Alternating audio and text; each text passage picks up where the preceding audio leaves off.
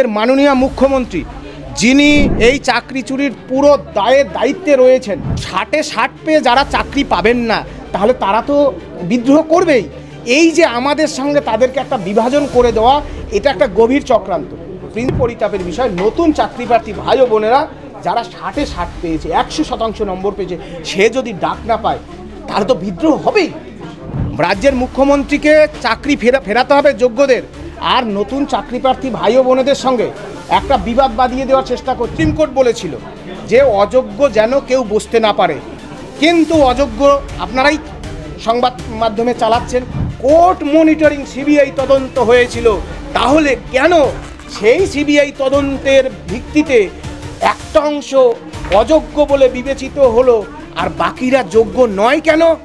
আপনারা জানেন যে রাজ্য সরকার, রাজ্যের মাননীয় মুখ্যমন্ত্রীর নেতৃত্বে পার্থচন্দ্র চট্টোপাধ্যায়রা চাকরি চুরি করার জন্য এসএসসি 2016 প্যানেল, আজকে আমরা চাকরিহারা, একটা নিজেদের পাপ মোছার জন্য পরীক্ষা নিয়েছে। সেই পরীক্ষা জোর জবরদস্তি কোর্টের নির্দেশে কোর্ট মনিটরিং সিবিআই তদন্ত হয়েছে।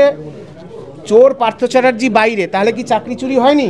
যে পরীক্ষার একাদশ দ্বাদশ শ্রেণীর ফলাফল বেরিয়েছে তাতে এই যে দাদা এডুকেশনের তার নাম আসেনি, তাহলে কি তিনি অযোগ্য হয়ে গেলেন? এই দায়কার রাজ্যের মাননীয় মুখ্যমন্ত্রীর এই অ্যাকাউন্টেবিলিটি দায়বদ্ধতা নিতে হবে। আমরা রাজ্যের মাননীয় সম্মানীয় জননেতা বিরোধী দলনেতা মাননীয় শুভেন্দু অধিকারী মহাশয়ের সাথে আমরা সাক্ষাৎ করতে এসেছি। আজকেই সুপ্রিম কোর্টে একটা জনস্বার্থ মামলা অন্য বেঞ্চে পিআইএল শুনানির জন্য পাঠানো হয়েছে।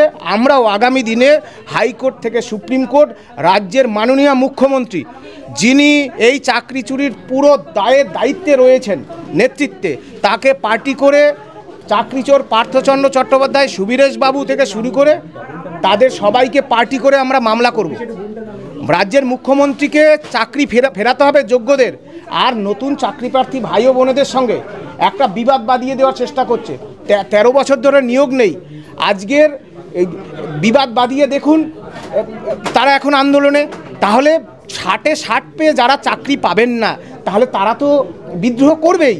এই যে আমাদের সঙ্গে তাদেরকে একটা বিভাজন করে দেওয়া, এটা একটা গভীর চক্রান্ত। প্রিন্সিপাল সেক্রেটারি অব এডুকেশন তিনি কিন্তু চেয়েছিলেন এসএসসি 2016 প্যানেল এবং নতুন চাকরি পরীক্ষা আলাদাভাবে হোক, শোনেনি, রাজ্য সরকারের মুখ পুড়েছে। আমাদের পরিষ্কার বক্তব্য, আরও 50,000 ভ্যাকান্সি বাড়িয়ে এই সমস্যার সমাধান করুক। আর একজনও আপনাদের পশ্চিমবঙ্গের মিডিয়ার মাধ্যমে আমরা জানাতে চাই, একজনও যোগ্য শিক্ষকের যদি চাকরি করার চেষ্টা করে আমাদের রাজ্যের মুখ্যমন্ত্রী, সংঘাত বাড়বে, সংঘাত। এতদিন আমরা চুপচাপ ছিলাম, শান্তিপূর্ণভাবে ছিলাম, আমরা কখনো অশান্তির পক্ষে নই। আমরা লড়াই করে দেখাবো এবং যে যে গণতান্ত্রিক শক্তির হাত ধরে সেই লড়াইকে পার করতে হবে সেই কাজটাও আমরা করব। পরিষ্কার বললাম, রাজ্যের মুখ্যমন্ত্রীকে সিদ্ধান্ত নিতে হবে, অন্তত 50,000 ভ্যাকান্সি বাড়িয়ে এসএসসি 2016 প্যানেলে প্রত্যেক যোগ্যের চাকরি ফেরাতে হবে। সন্তোষ সুবল যারা পৃথিবী ছেড়ে চলে গেছে 10 কোটি টাকা ক্ষতিপূরণ দিতে হবে। সেই লড়াইয়ে আছি এবং যারা রেজাল্ট বেরিয়েছে প্রত্যেকের ওএমআর আপলোড করতে হবে। ইতিমধ্যেই দেখছেন সুপ্রিম কোর্ট বলেছিল যে অযোগ্য যেন কেউ বসতে না পারে, কিন্তু অযোগ্য আপনারাই সংবাদ মাধ্যমে চালাচ্ছেন, অযোগ্য বসছে। সুতরাং রাজ্য সরকারেরকে আমরা মিনিমাম 5 ডেজ আমরা সময় দিলাম, দেখব। আমরা লড়াইয়ের জন্য তৈরি, শান্তিপূর্ণভাবে ছিলাম, পুলিশ দেখেছেন কিভাবে ধরপাকড় করেছে, আমরা প্রস্তুত। জীবন যেখানে গিয়ে ঠেকে যাবে, কিন্তু চাকরিচোর মমতা বন্দ্যোপাধ্যায়ের সরকারের বিরুদ্ধে যোগ্য চাকরি ফেরানোর লড়াই আমরা লড়ব। আর রাজ্যবাসীকে বলবো, যারা ভাতাজীবী বুদ্ধিজীবী যারা ঘুমোচ্ছেন তাদেরকে সম্মান করে বলছি, আপনাদের ডাকেই একসময় সিঙ্গুর নন্দীগ্রাম নেতাদের আন্দোলনে আমাদের মতো ছাত্র যুবরা পায়ে পথ চলেছিল। আপনারা পশ্চিমবঙ্গের এসএসসি 2016 প্যানেলের যোগ্যদের স্বার্থে সবাই পিআইএল করুন। সুপ্রিম কোর্টে আজকেই একটা মামলার শুনানি হয়েছে, অন্য বেঞ্চে যাচ্ছে। যারা শুভবুদ্ধি মানুষ আছেন, শিক্ষিত মানুষ আছেন, যেই অচলায়তনের এই দুর্বৃত্তায়নের পরিবর্তন চান, এসএসসি 2016 প্যানেলের যোগ্যদের চাকরি ফিরুক, বিদ্যালয়গুলো শিক্ষক পাক, এটা যারা আপনারা চান, আপনাদের কাছে আমার করজোড়ে অনুরোধ, আপনারা পিআইএল করুন।